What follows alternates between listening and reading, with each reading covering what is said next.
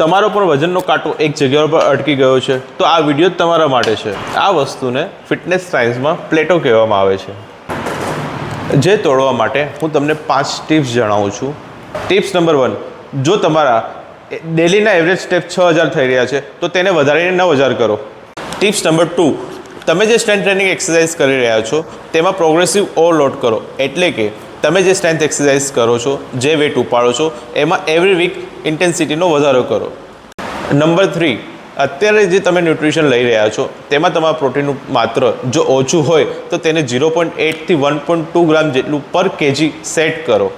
તમે જે અત્યારે કેલરી લઈ રહ્યા છો તેને ટ્રેક કરો અને તમારા બીએમઆર અકોર્ડિંગ સેટ કરો। નંબર 4, ઊંઘ ખૂબ જ જરૂરી છે। દુનિયાના કોઈ પણ સપ્લિમેન્ટ ઊંઘની રિપ્લેસમેન્ટ કરી શકતા નથી, તો તમારા દિવસની રિક્વાયર્ડ ઊંઘ પૂરી કરો, જે દિવસની 7 થી 8 કલાક છે। તેનાથી તમારા બોડીની એનર્જી, તમારા બોડીના હોર્મોન્સ અને મસલ રિકવરીમાં હેલ્પ મળશે। તમે ખાલી તમારા વેન સ્કેલ ઉપર ડિપેન્ડન્ટ ના રહો। તમારો પ્રોગ્રેસ માપવાનો વેન સ્કેલ એ એકમાત્ર ઉપાય નથી।